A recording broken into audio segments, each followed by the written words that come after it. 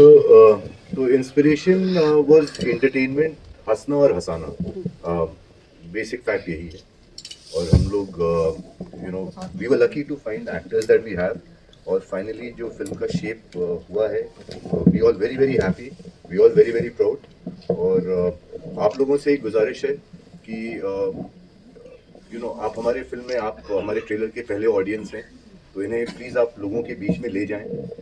आप लोगों का सहयोग रहेगा तो फिल्म हमारी लोगों तक पहुंचेगी। और हमें उम्मीद है कि it is a very entertaining film, लोगों को काफ़ी याद रहेगी ये पिक्चर। हंसेंगे, 2.25 घंटे की रिलेंटलेस हंसी, एंटरटेनमेंट, और बहुत मज़ेदार पिक्चर है, बहुत ऑनेस्ट पिक्चर है। बस इतना ही बोलना चाहूँगा। धन्यवाद। Thank you so much. Now I would like to ask Ashu sir, या सबसे बेस्ट मोमेंट कौन सा रहा?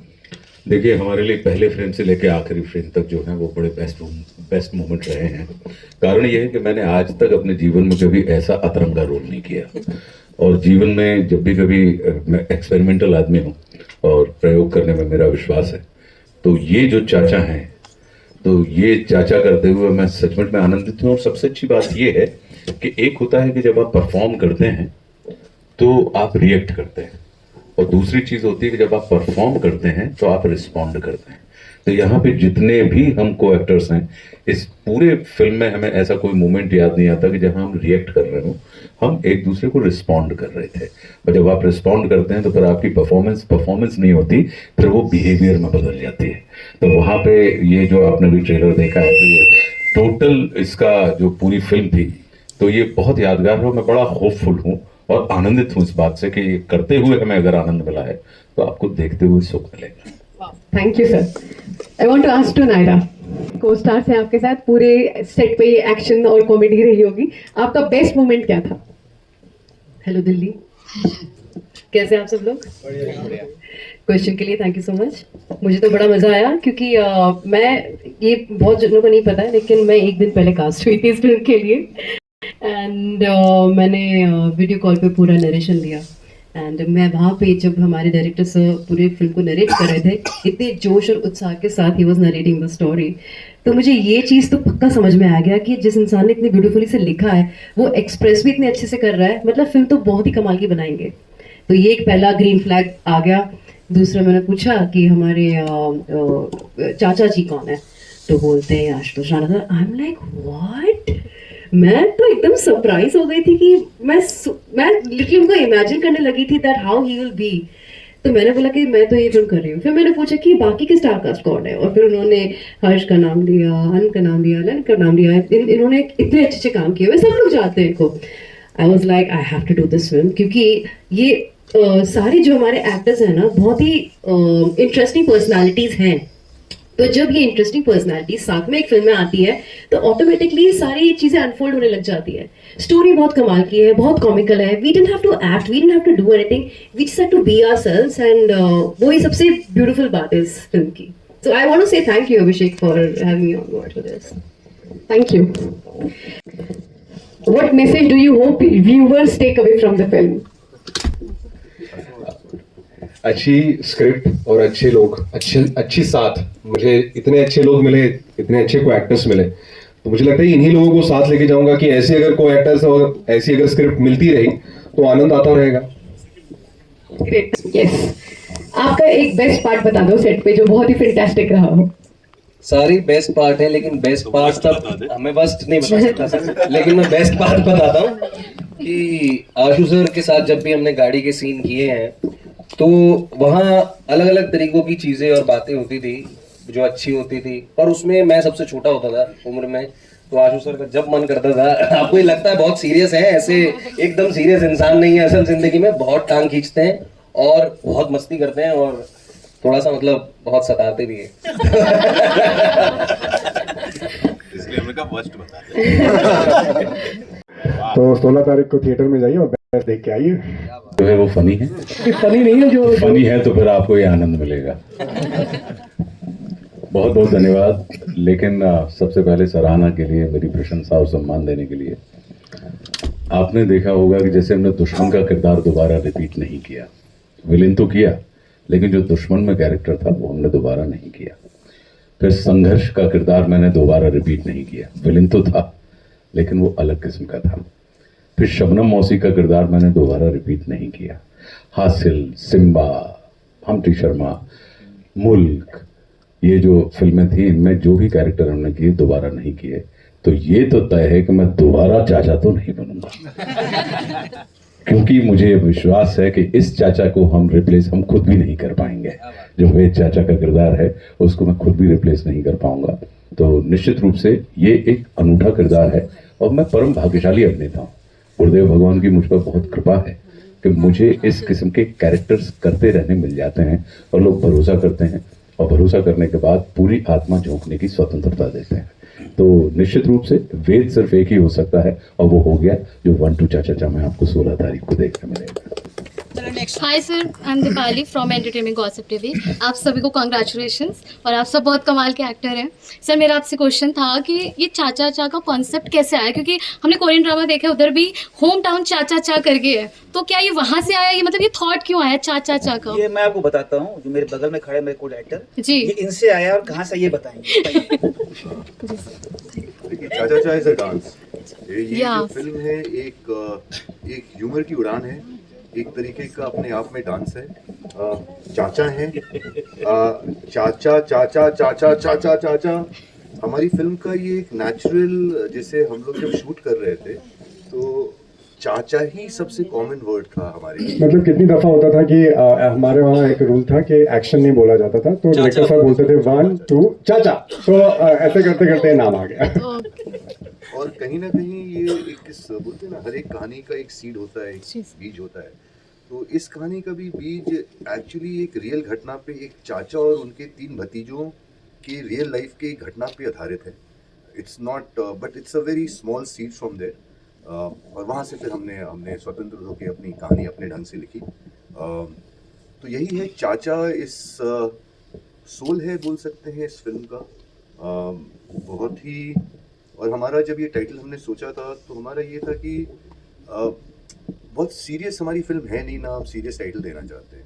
तो एक तरीके का ब्रीजीनेस हो, एक तरीके का लाइटनेस हो टाइटल में, और एक ऐसा कि लोगों को याद रहे। तो वही हमारा अटेम्प्ट रहा है। क्या सवाल और किससे किया है? आप खुद से तो सिर्फ मौसम की ही बात कर सकते हैं और वो वैसे भी अशोक हैं बिना किसी शौक के। नहीं, मुझे तो मजे आ रहे हैं। बॉम्बे में तो ठंडी ऐसी पड़ती नहीं है, और तो यहाँ पे आके कोट पहनने का मजा, लोगों को ड्रेसअप करने का मजा, मुझे अच्छा लग रहा है, देखे मजा आ रहा है, अच्छा लग रहा है। और दूसरा तो मैं इतनी लकी हूँ कि मुझे आशुतोष सर के साथ काम करने का मौका मिला। बहुत वैसे आप प्यारे इनसे पूछो ना, इनको कैसा लगा? एक्चुअली आप तो कभी नहीं बताते मेरे बारे में। ज्यादा बड़ी बात हो रहा है ना, इनसे पूछो। किसी ने अभी तक पूछा नहीं। क्यों नहीं पूछा आप लोगों ने? हमें भी नहीं बताया सर। सब ऐसे पूछते हैं कि आपको कैसा लगा। एक बार बड़े आदमी से भी पूछा जाए कि हमारे साथ काम करके कैसा लगा। दिल्ली की जनता पूछ रही है। देखिए, इनके लिए मैं होम ग्राउंड हूँ। मतलब जैसे कि सचिन तेंदुलकर वानखेड़े स्टेडियम में खेले, मेरे लिए ये ऑस्ट्रेलियन पिच है। मतलब मुझे नहीं पता कि पिच कैसा बिहेव करने वाली है, तो मुझे ज्यादा सतर्क होके, ज्यादा अटेंटिव और अलर्ट होकर काम करना पड़ता था, क्योंकि ये सब इतने फितरती और इतने अद्भुत लोग हैं कि ये आपकी आंख से काजल चुरा के ले जा सकते हैं और आपको पता नहीं लगेगा। ये मैं बहुत होशो हवास में सिर्फ इसलिए नहीं बोल रहा हूँ, मैं इसलिए बोल रहा हूँ क्योंकि मुझे अच्छा अभिनय और अच्छे अभिनेता मुझे बड़े पसंद आते हैं, और मुझे ऐसे अभिनेता बहुत अच्छे लगते हैं जो आपको हर बार सरप्राइज करें, चमत्कृत करें अपने अभिनय से, अपने टेंट्रम से नहीं। तो ये लोग सब अपने अभिनय से चमत्कृत करते रहे।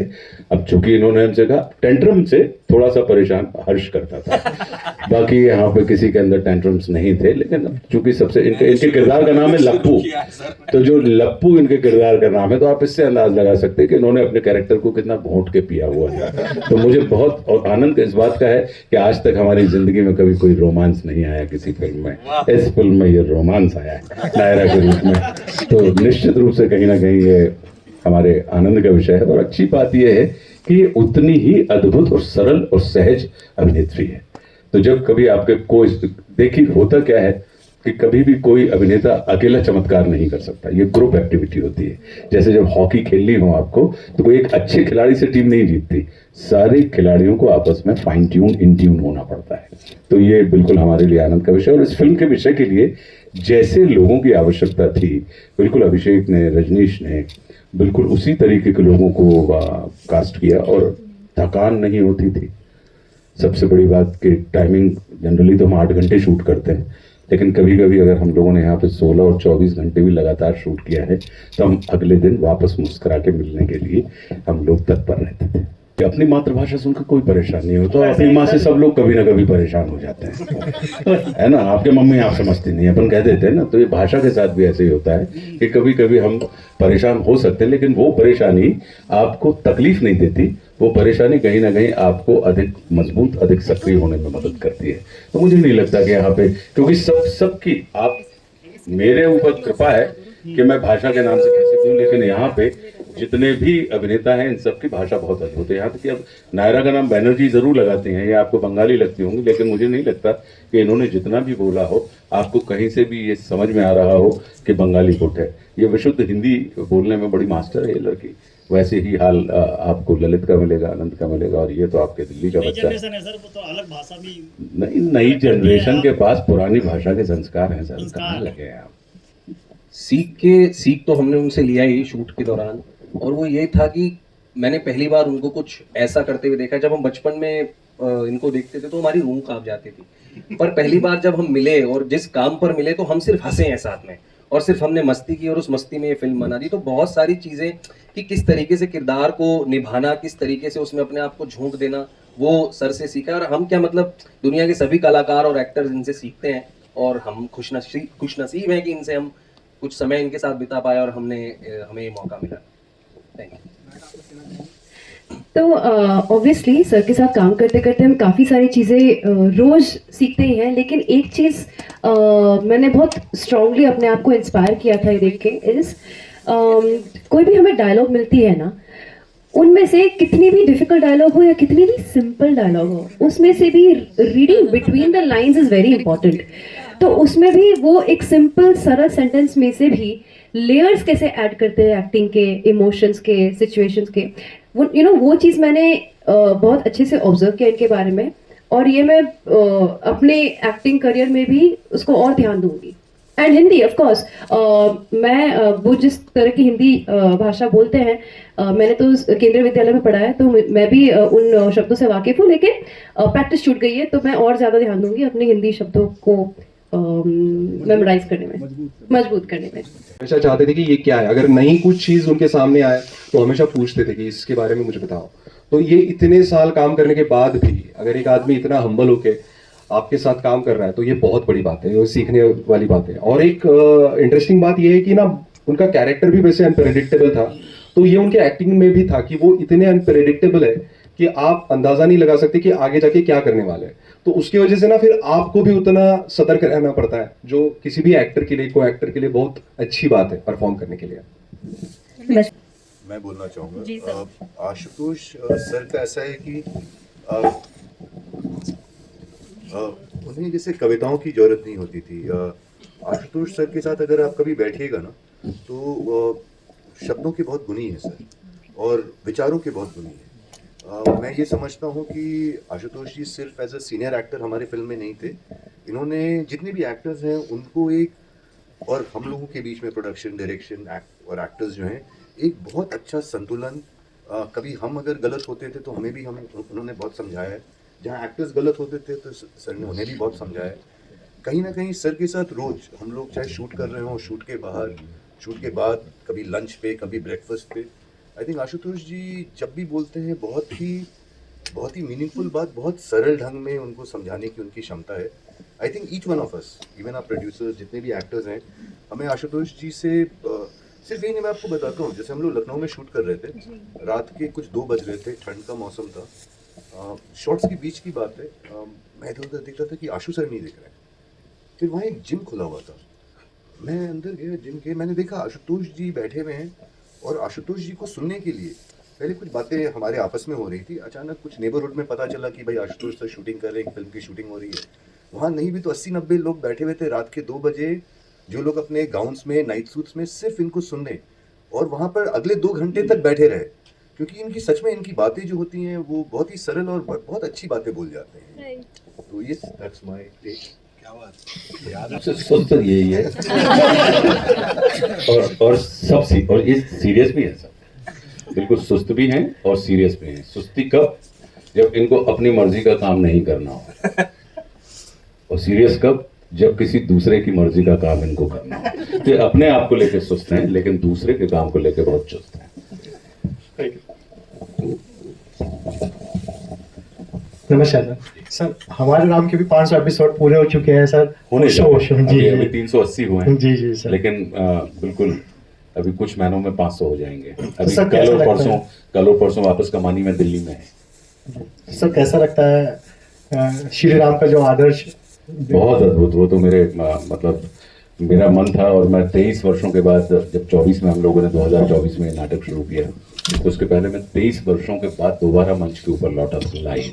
तो लाइव लौटने का, और चूंकि हम नेशनल स्कूल ऑफ ड्रामा से पास आउट हैं, हमारी ट्रेनिंग ही थिएटर की है, तो थिएटर से इतने लंबे समय तक दूर रहने के बाद, और मन था कि जब भी कभी आएंगे तो इस कथा को मुझे करना है जो राम की कथा है, क्योंकि राम की कथा एक ऐसी कथा है कि वो ऊपर से नीचे आए थे ताकि हम लोगों को वो नीचे से ऊपर उठा सके। हमारे जो जीवन के मूल्य जो होते हैं, हमारे जो जीवन जीने का तरीका होता है, या हमारा दृष्टिकोण जो होता है, दृष्टि सबके पास है, लेकिन दृष्टि वालों का महत्व नहीं होता, दृष्टिकोण वालों का महत्व होता है। तो जो दृष्टिकोण हमें उनसे वहाँ से मिला, तो ये मन में था, और उसी की परिणति, और इसी के कारण अगर आप देखें तो ये भारतवर्ष में अपने आप में एक बहुत बड़ा कीर्तिमान है कि इतने कम समय में किसी प्ले के सब टिकटेड शोज, टिकट लेकर, और टिकटें भी बड़ी महंगी हैं, आपको ये पता ही होगा कि मतलब कोई 5,500, 6,000, 7,000, 8,000, 9,000, 10,000, और मुंबई में तो कभी कभी 75,000 हजार रुपए की भी टिकटें होती हैं।